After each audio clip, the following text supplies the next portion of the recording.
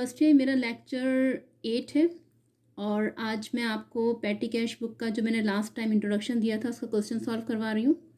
Year note कीजिएगा, year है 2011, question number 4 और रेगुलर। ठीक है, आप भी देख रहे होंगे सामने क्वेश्चन में आपके पास सितंबर 1 से लेकर सितंबर 13 तक ट्रांजेक्शन दी हुई है और आप रिक्वायर्ड देखें, रिक्वायर्ड में क्या लिखा हुआ है। ये जो ट्रांजेक्शन है पेटी कैश बुक करवा रही हूँ, पेटी कैश बुक का फर्स्ट क्वेश्चन आप ये देखिए, रिक्वायर्ड में लिखा हुआ है record the above transaction in पेटी कैश बुक, यानी तमाम ट्रांजेक्शन आपको ये पेटी कैश बुक जो है, जो मैंने आपको कॉलम बनाए थे उसमें रिकॉर्ड करना है। और बी जो है आपकी रिक्वायर्ड है balance the petty cash book on September 30, 2010 and enter the amount reimbursed on October 1st। Reimburse का मतलब होता है आपके पास सितंबर 30 में जो अमाउंट बचेगा उसको October 1st में ट्रांसफ़र कर दीजिएगा, जैसे हम कैश बुक में करते थे, बिल्कुल वैसे ही करना है। तो अब आप देखिए कि अब मैं आपको कॉलम में कैसे इन तमाम ट्रांजेक्शन को पोस्टिंग करते हैं वो सिखा रही हूँ। जी बेटा, September 1st में लिखा हुआ है, ऊपर तो लिखा हुआ है आपके पास एस1 कंपनी का नाम है, आपके पास uses petty cash book use कर रहे हैं। मैं क्वेश्चन पढ़ रही हूँ, आप क्वेश्चन सामने रखकर मेरी वीडियो देखिएगा। पेटी कैश पेमेंट जो है, यानी कि कैशियर जो होता है वो कैश रखता है, कैशियर पेटी कैशियर को कैश बुक बनाने के लिए कुछ पैसे देता है। तो आप देखिए September 1st में लिखा हुआ है, September 1st में क्या लिखा हुआ है कि amount receive from cashier to establish petty cash fund 1200। अब आप ये देखें, आपको कॉलम तो मैं पहले बता चुकी हूँ। पेटी कैशियर को जितने भी पैसे मिलेंगे फर्स्ट टाइम वहाँ रिसिट में लिखेंगे, रिसिट को हम कहते हैं डेबिट। ठीक है, आपको नज़र आ रहा है। और यहाँ लिखेंगे हम 1200, यानी कि जो भी XYZ को भी पैसे मिलेंगे आपको, आप डेबिट साइड लिख देंगे 1200। डेट के कॉलम में लिखेंगे किस दिन मिले, September 1st को मिले। पर्टिकुलर्स में आप लिखेंगे पेटी कैश फंड, पेटी कैश फंड पर्पज़ हुआ, डेट September 1st और कितने पैसे मिले 1200। किसको, पेटी कैशियर को। पेमेंट जो है ये भी मैंने कहा था कि 1, 2, 3, 4 जो कॉलम परमानेंट होते हैं, पेमेंट में कुछ नहीं आएगा क्योंकि ये अभी आपके पास डेबिट में है और पेमेंट आपकी क्रेडिट होती है। तो अब आप ये देखें, डैश डैश जितने भी कॉलम मैंने बनाए थे सारे के सारे डैश, क्योंकि ब्लैंक है सारे। September 1st में सिर्फ बैलेंस लिखना है आपको। September 5th में आइए, September 5th में अब आप देखें, September 5th में लिखा हुआ है ये आप देख रहे होंगे। September 5th में पेड रिक्शा फेयर ₹75, यानी कि रक्षा फेयर कहलाता है रिक्शा का किराया। रक्षा का किराया आपने, मतलब छोटे मोटे अखराजात के लिए मैंने पहले ही बता दिया था पेटी कैश फंड बनती है, तो रक्षा का किराया छोटा सा खर्चा है ₹75 का लिखा हुआ है। तो आपने डेट के कॉलम में सबसे पहले लिखा September 5। क्या वजह है पैसे लेने की, आपको मिलने की, रिक्शा फेयर, फेयर कहते हैं रक्षा का किराया, वो लिख दिया आपने। सबसे पहले जो भी खर्चा होगा आपको पेमेंट में लिखना है, तो आपने लिख दिया 75 लिख दिया। अब आप देखें, जैसे ही आपको ये क्वेश्चन करना होगा तो बेटा आपको तमाम ट्रांजेक्शन देख के कॉलम बनाने हैं। मैंने बनाए हैं कॉलम कन्वेंस के, इंटरटेनमेंट के, पोस्टेज, ट्रांसपोर्टेशन एंड सन्ड्रीज। ये मैंने आपसे कह दिया था, इस कॉलम के अलावा मुझे किसी में पोस्टिंग नहीं करनी, मुझे पूरा क्वेश्चन पढ़ के पता चल जाएगा आपको। अब ये रिक्शा फेयर किस में आता है बेटा, कन्वेंस में। मैंने CON लिखा है, ये कन्वेंस है। पेमेंट में तो लिखना ही लिखना है 75, फिर आगे बढ़े आप, कन्वेंस में आप लिख दीजिए 75, यानी यही 75 आपने दोबारा यहाँ लिख दिया।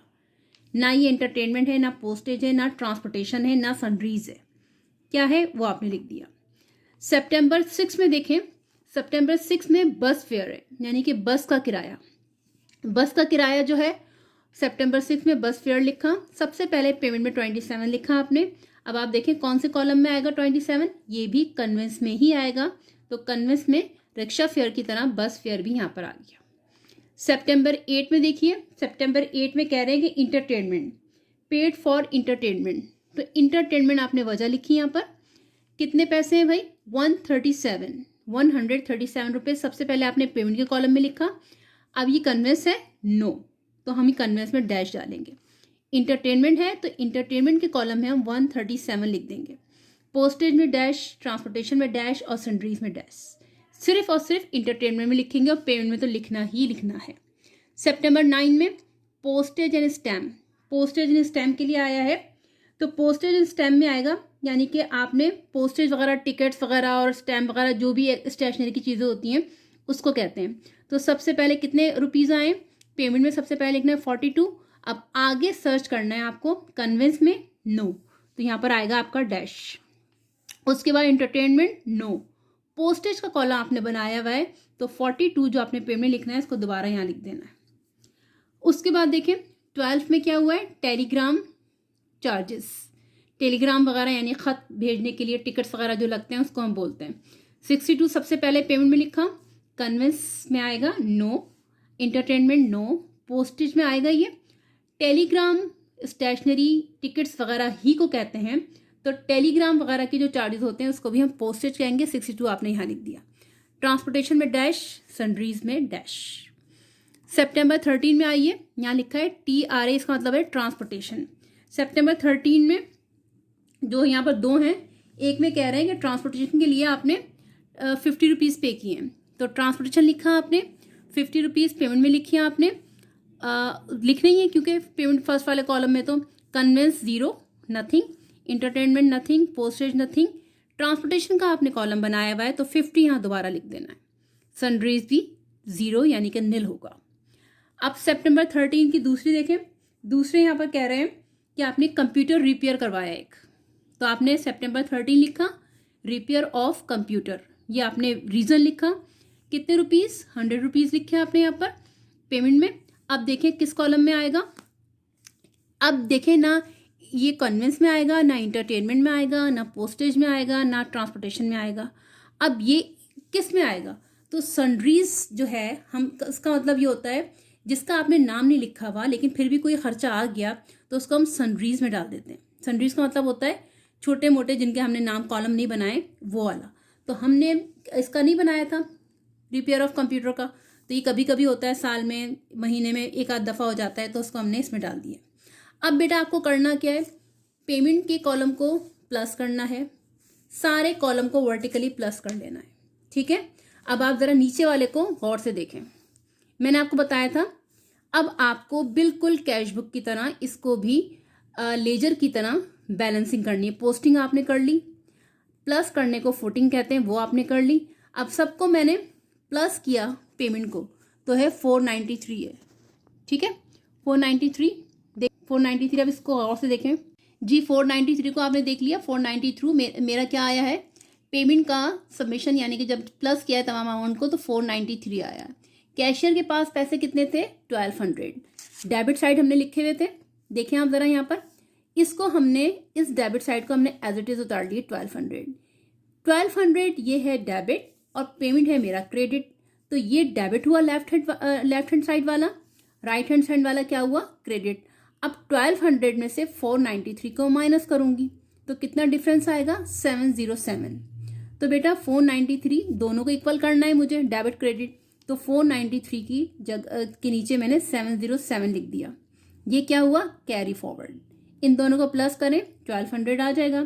1200 यहाँ पर भी लिख दीजिए, डबल लाइन लगा दीजिए, डबल लाइन का मतलब है एंड ऑफ द मंथ। 1200 हो गया। अब ये जो कैरी फॉरवर्ड आपका 707 आया है क्रेडिट के नीचे, डेबिट के नीचे, सॉरी, क्रेडिट में आया CF, तो डेबिट में आपके पास आएगा BF, तो आप लिखेंगे 707। BF आपका डेबिट में आ गया।